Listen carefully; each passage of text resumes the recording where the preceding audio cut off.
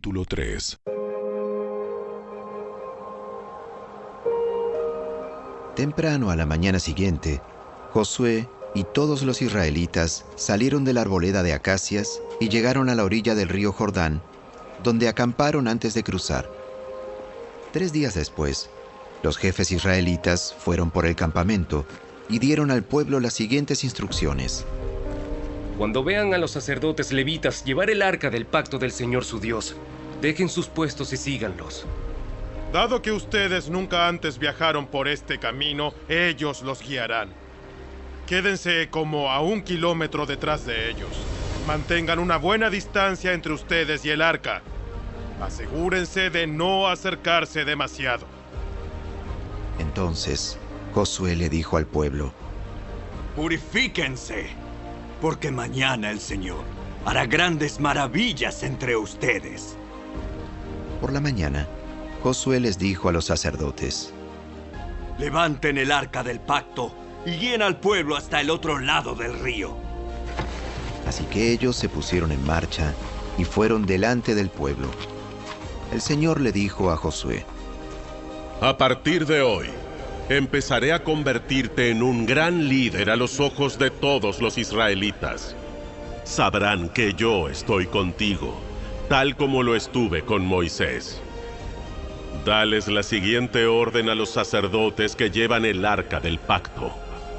Cuando lleguen a la orilla del río Jordán, den unos cuantos pasos dentro del río y deténganse allí. Entonces Josué les dijo a los israelitas: Vengan y escuchen lo que dice el Señor su Dios. Hoy sabrán que el Dios viviente está entre ustedes. Sin lugar a dudas, Él expulsará a los cananeos, a los hititas, a los heveos, a los fereceos, a los gergeseos, a los amorreos y a los jebuseos de delante de ustedes. Miren, el arca del pacto que pertenece al Señor de toda la tierra los guiará al cruzar el río Jordán. Elijan ahora a 12 hombres de las tribus de Israel, uno de cada tribu. Los sacerdotes llevarán el arca del Señor, el Señor de toda la tierra. En cuanto sus pies toquen el agua, la corriente de agua se detendrá río arriba y el río se levantará como un muro. Entonces, los israelitas salieron del campamento para cruzar el Jordán, y los sacerdotes que llevaban el arca del pacto iban delante de ellos. Era la temporada de la cosecha, y el Jordán desbordaba su cauce. Pero en cuanto los pies de los sacerdotes que llevaban el arca tocaron el agua a la orilla del río, el agua que venía de río arriba dejó de fluir y comenzó a amontonarse a una gran distancia de allí, a la altura de una ciudad llamada Adán, que está cerca de Zaretán. Y el agua que estaba río abajo desembocó en el mar muerto hasta que el lecho del río quedó seco. Después, todo el pueblo cruzó cerca de la ciudad de Jericó.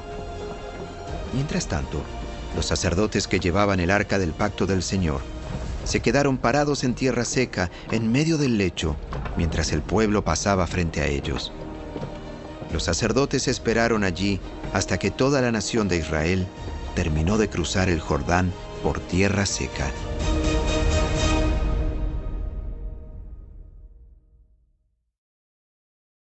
Capítulo 4. Una vez que todo el pueblo terminó de cruzar el Jordán, el Señor le dijo a Josué: Ahora elige a 12 hombres, uno de cada tribu. Diles, tomen 12 piedras del medio del Jordán, del mismo lugar donde están parados los sacerdotes. Llévenlas al lugar donde van a acampar esta noche y amontónenlas allí. Entonces Josué convocó a los 12 hombres que había elegido, uno por cada tribu de Israel.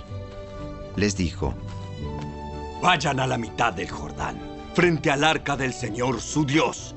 Cada uno de ustedes debe tomar una piedra y cargarla al hombro. Serán 12 piedras en total, una por cada tribu de Israel. Las usaremos para levantar un monumento conmemorativo. En el futuro, sus hijos les preguntarán: ¿qué significan estas piedras? Y ustedes podrán decirles: nos recuerdan que el río Jordán dejó de fluir cuando el arca del pacto del Señor cruzó por allí. Esas piedras quedarán como un recordatorio en el pueblo de Israel para siempre. Así que los hombres hicieron lo que Josué les había ordenado. Tomaron 12 piedras del medio del río Jordán, una por cada tribu, tal como el Señor le había dicho a Josué. Las llevaron al lugar donde acamparon esa noche y construyeron allí el monumento. Josué también apiló otras 12 piedras a la mitad del Jordán, en el lugar donde estaban parados los sacerdotes que llevaban el arca del pacto. Y las piedras siguen allí hasta el día de hoy.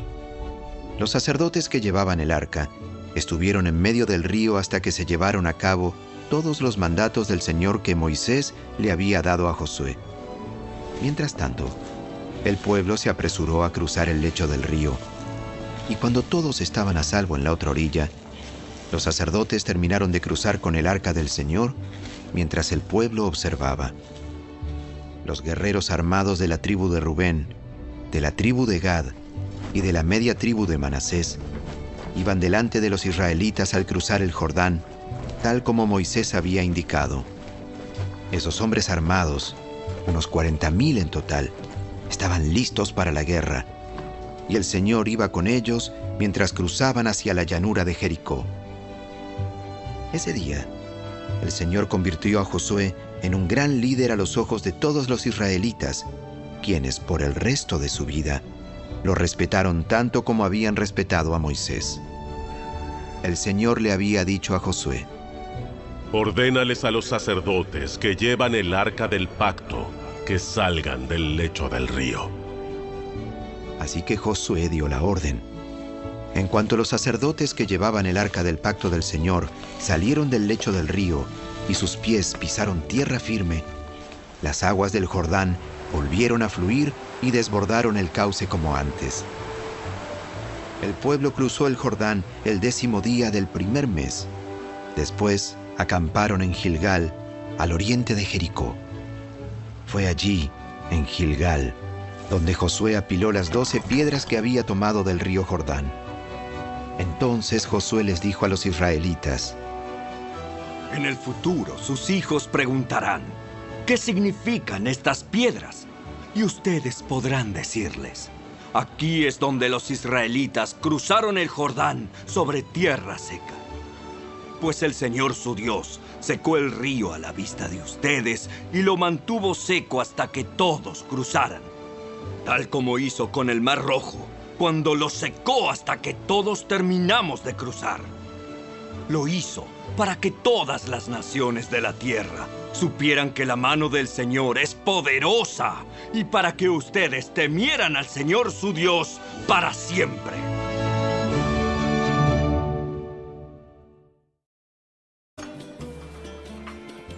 Cuando Jesús vio que todos los invitados a la cena trataban de sentarse en los lugares de honor, cerca de la cabecera de la mesa, les dio el siguiente consejo. Cuando te inviten a una fiesta de bodas, no te sientes en el lugar de honor. ¿Qué pasaría si invitaron a alguien más distinguido que tú? El anfitrión vendría y te diría: cédele tu asiento a esta persona. Te sentirías avergonzado y tendrías que sentarte en cualquier otro lugar que haya quedado libre al final de la mesa. Más bien, ocupa el lugar más humilde al final de la mesa.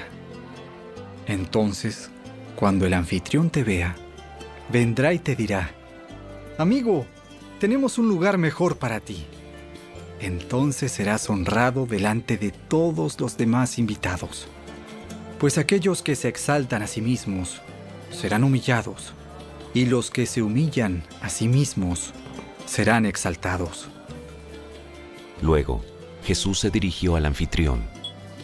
Cuando ofrezcas un almuerzo o des un banquete, no invites a tus amigos, hermanos, parientes y vecinos ricos, pues ellos también te invitarán a ti, y esa será tu única recompensa.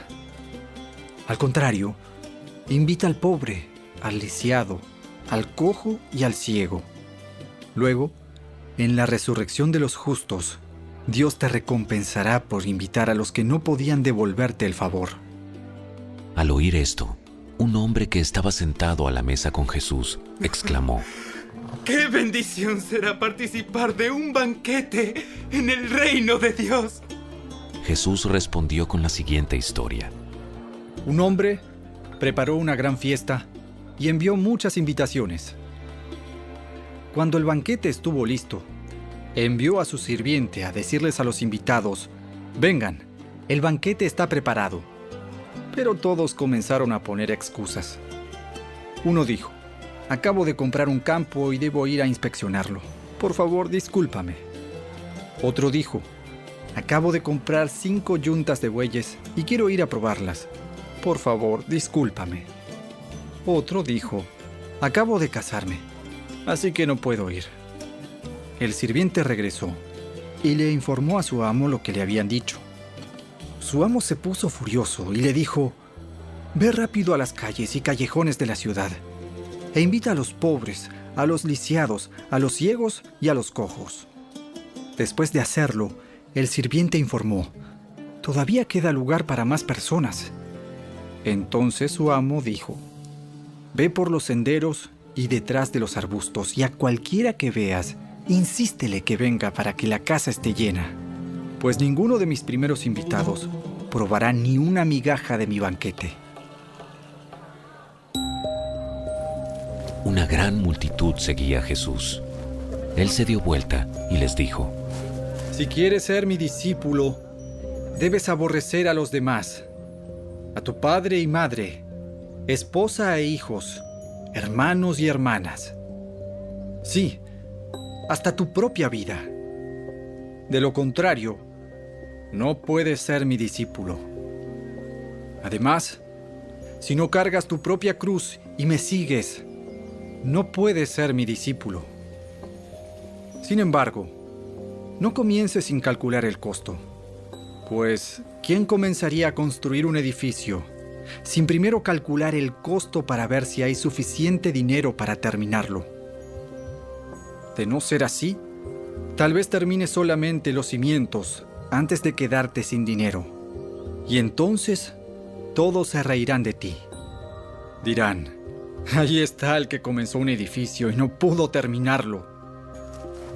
¿O qué rey entraría en guerra con otro rey sin primero sentarse con sus consejeros para evaluar si su ejército de 10,000 puede vencer a los 20,000 soldados que marchan contra él? Y si no puede, enviará una delegación para negociar las condiciones de paz mientras el enemigo todavía esté lejos. Así que no puedes convertirte en mi discípulo sin dejar todo lo que posees. La sal es buena para condimentar, pero si pierde su sabor, ¿cómo la harán salada de nuevo? La sal sin sabor no sirve ni para la tierra ni para el abono. Se tira. El que tenga oídos para oír, que escuche y entienda.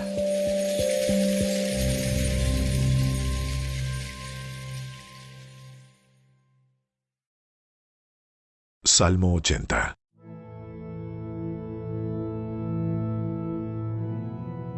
Te pido que escuches, oh pastor de Israel, tú que guías como a un rebaño a los descendientes de José. Oh Dios, entronizado por encima de los querubines, despliega tu radiante gloria ante Efraín, Benjamín y Manasés. Muéstranos tu gran poder. Ven a rescatarnos. Oh Dios, haznos volver a ti. Haz que tu rostro brille sobre nosotros. Solo entonces seremos salvos. Oh Señor, Dios de los ejércitos celestiales, ¿hasta cuándo seguirás enojado con nuestras oraciones? Nos diste tristeza por comida y nos hiciste beber lágrimas en abundancia. Nos convertiste en el desprecio de las naciones vecinas. Nuestros enemigos nos tratan como si fuéramos una broma. Haznos volver a ti, oh Dios de los ejércitos celestiales. Haz que tu rostro brille sobre nosotros. Solo entonces seremos salvos. Nos sacaste de Egipto como a una vid.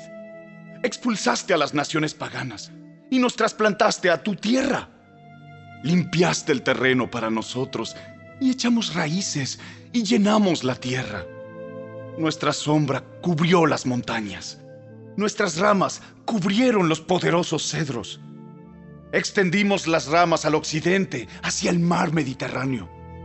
Nuestros retoños se extendieron al oriente, hacia el río Éufrates. Pero ahora, ¿por qué has derribado nuestras murallas de modo que todos los que pasan pueden robarse nuestros frutos? Los jabalíes del bosque los devoran y los animales salvajes se alimentan de ellos. Te suplicamos que regreses, oh Dios de los ejércitos celestiales. Observa desde los cielos y mira nuestro aprieto. Cuida de esta vid que tú mismo plantaste, este hijo que criaste para ti. Somos cortados y quemados por nuestros enemigos, que perezcan al ver tu ceño fruncido. Fortalece al hombre que amas, al hijo que elegiste. Entonces jamás volveremos a abandonarte. Revívenos para que podamos invocar tu nombre una vez más. Haznos volver a ti, oh Señor de los ejércitos celestiales. Haz que tu rostro brille sobre nosotros. Solo entonces seremos salvos.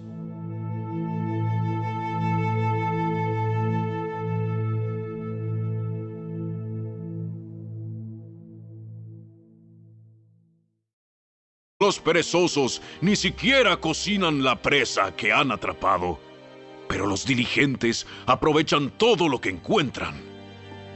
El camino de los justos conduce a la vida. Ese rumbo no lleva a la muerte.